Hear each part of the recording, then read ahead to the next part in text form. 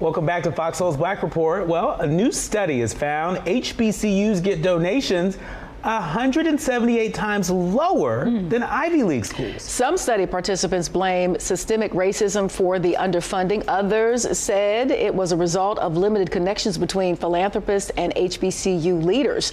Now, the study conducted by the philanthropic research group Candid and ABFE, a nonprofit that advocates for investments in Black communities, found that the 8 Ivy League schools received $5.5 billion from the 1,000 largest U.S. foundations compared to $45 million for the 99 HBCUs. That's right. According to the UNCF, the nation's largest private provider of scholarships and other educational support to Black students, HBCUs account for 80% of Black judges, 50% of Black doctors, and 50% of Black lawyers.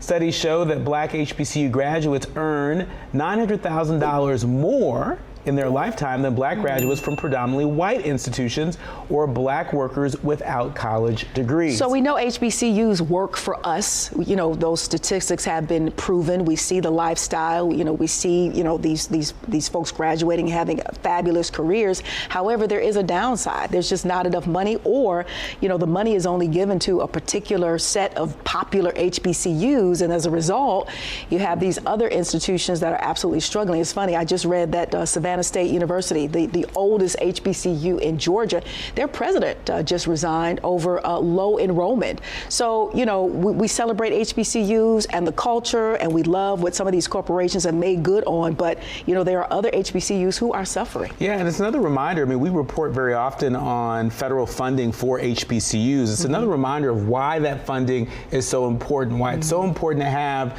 somebody in the White House and leaders in Congress that support funding our HBCUs, because without it, can you imagine if we didn't have federal funding for these HBCUs, how much more out of whack that funding formula would be between Ivy Leagues and HBCUs? Indeed.